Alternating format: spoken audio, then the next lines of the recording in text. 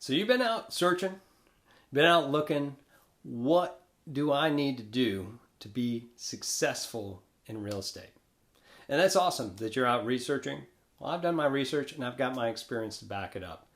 What I'm going to give you is what we'll call the ultimate real estate success formula so that you can be successful, whether you're brand new or you're just kind of getting going, you've been in this for a little bit. We're going to redefine exactly what you need to do to be successful. So stick around.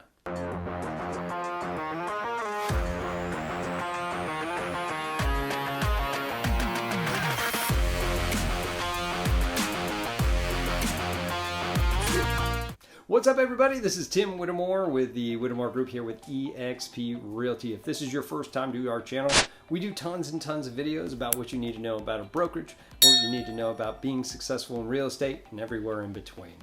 I've been around, I've been a single agent, I've been a team agent, been an ops manager, been a team lead, which is where I am now with eXp Realty. I'm a certified coach and mentor, and I've done all these different things in 3 different states, so I'll give you all of that. What I've always heard was that you're the sum of the 5 voices you surround yourself with. Let me be that voice to help you get to your next stage and see some success in your career.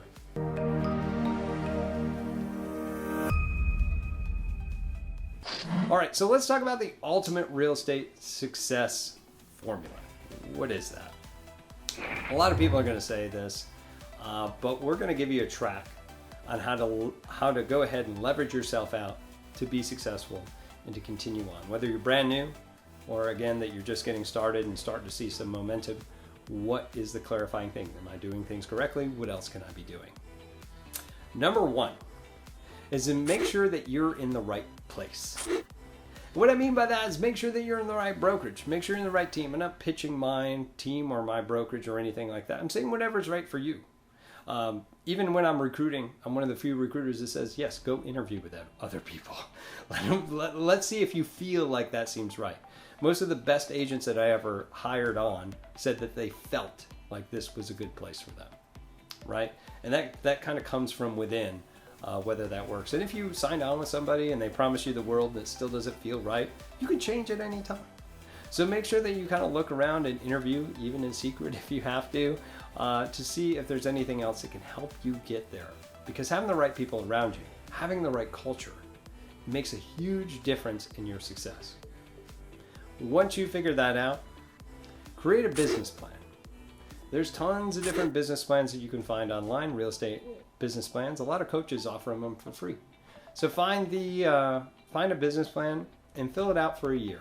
Whether you want to start in January, whether you want to start now in the middle of the year, it doesn't really matter as long as you have at least a year's lookout of what you want to do and have a plan. If we don't have a plan, we never will get to where we're going because we don't know where we're going, right? So you need to have that plan so that you can execute it. Next, which would be number 3, is to pick 3 areas of lead generation. Only 3. A lot of agents I know go out and they pick 20 different things and try to do them all at once. What you're doing is you are doing all of them, but you're doing it half-ass, right? Excuse my language, but that's really what it is. You're doing it half-ass, right? My thing I would tell you is pick 3. Pick 3 areas of lead generation and concentrate on those things, right? If you can get 1 of those each month, and generate a lead once a month from each one of those areas, you average 36 deals per year. That's phenomenal, right? Most real estate agents don't even come close to that.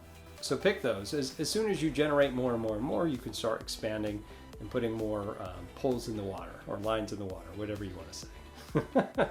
But pick those things, concentrate and figure out exactly what that is. Implement that into your business plan. Next, which will be number 4, is use proven scripts and presentations. Again, if your team, if your brokerage doesn't have these already, go out and find them online. Again, a lot of coaches, a lot of different programs are going to offer a certain portion of these for free. What are those scripts? It could be FSBOs, expireds, it could be warm leads, it could be incoming calls, it could be anything, right?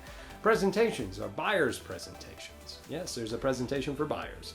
There's a listing presentation. Yeah, we always do that too. What are those things that are going to work for you? What is proven to work? Use those and practice them. Please practice them.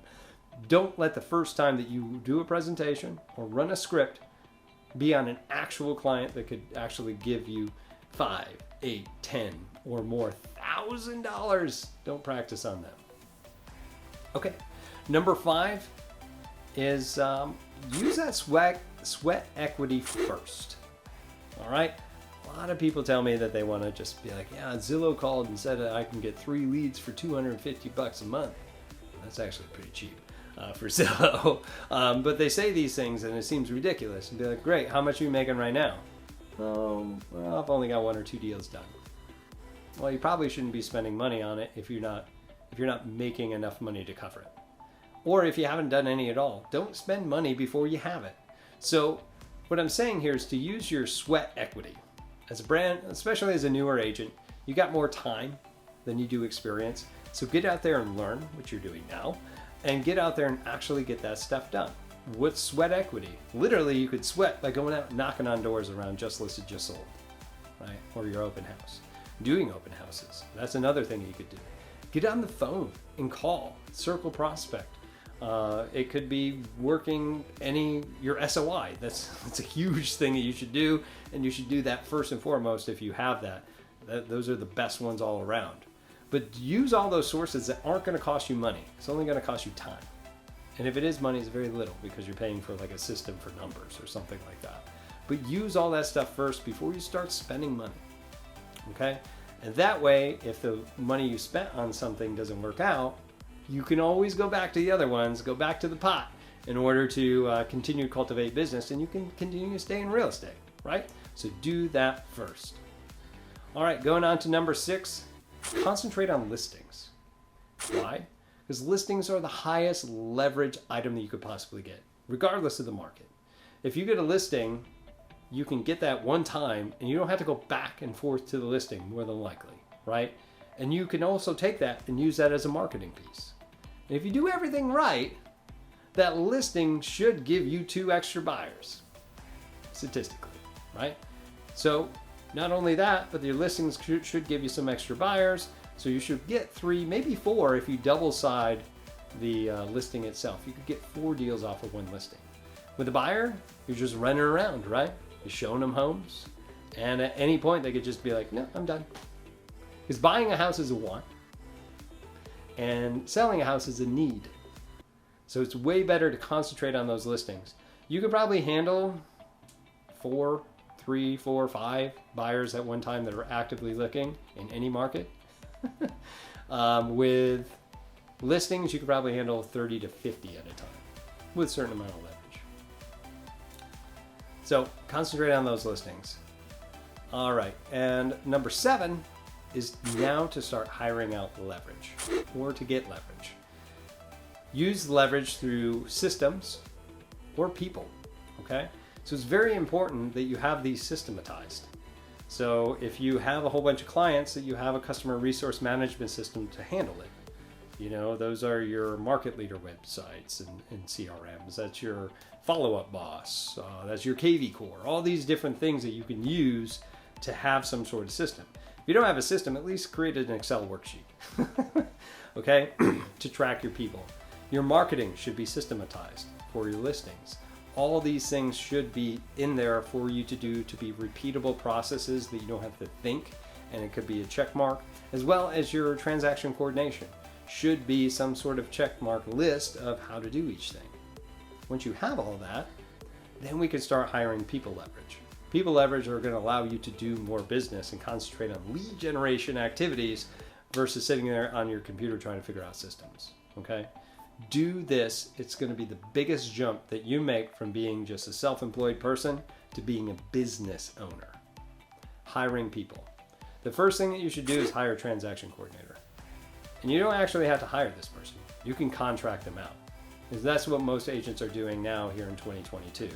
Is when you start up, you get through, you get a contract, and then once you get a contract, you send it to an outsourced TC. That TC only gets paid if that transaction closes. So it comes out of your cost of sale. That being said, it could be $200, $300, $400 depending on your marketplace per transaction that you're paying them. Once you get to a certain amount of transactions where it doesn't make sense, then you hire a transaction coordinator to solely work for you versus the per transaction. Okay? Once you're done with that and you need more leverage, and you can hire an admin. One of the very trendy things that we see people doing now is hiring virtual assistants. I personally, at the time of this video, have 6 virtual assistants for me, myself, and my team, right? And they're great. They'll take care of all the tasks that are $10, $15 to $25 an hour work. I send it off to them. And most virtual assistants will be paid, they're usually out of the Philippines or Mexico or something like that, like $3 to $5 an hour. Not too bad. Even if you have a part-time one to take care of your social media prospecting, you could use you could use them for your transaction coordination. You could help them cultivate your sphere of influence. I'd caution you on using them to make your calls for you, like an inside sales associate, but that's something else that you could look further on if you're going to use one. But an administrative assistant to help you with pretty much everything to take that off your plate is huge. You'll see the difference when you hire that TC. And last but not least, number 8, as money comes in, then you can start paying for lead sources. Okay, that's the next step to help leverage your business just a little bit more. And now, instead of leveraging your time for money, or your time for money, or time for leads, now you can also leverage money to get some time back to go back and do the other things to control your business. Because as you get bigger and bigger, more and more stuff needs to go on. So leveraging and using money power to do that is going to make these leads a little bit easier to procure, so you don't have to spend so much time cold calling and things like that, providing that you're keeping these sources accountable. That's the biggest thing. Don't do something and forget about it and be like, hey, I'm spending $1,000 on this a month and I'm only getting, $200 back or nothing back.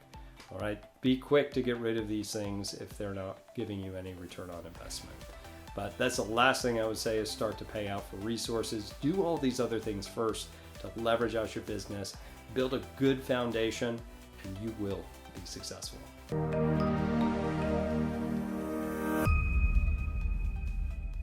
Well, that's all I have for you for the Ultimate Real Estate Success Formula. If you got any questions about this, please leave them here in the comments below. If you have any other things you'd like to add, I always love hearing from you guys. Please leave it here in the comments below, because there's more than one way to be successful in this industry. Also, if you are considering coming over to eXp or want to know what it's like to be on our team and considering that, please give me a call, text, email, even just a chat, just to kind of verify some things. I'd love hearing from you guys. All that information is here below. And again, I'm Tim Whittemore with the Whittemore Group here with eXp Realty. We'll see you in our next video. Take care.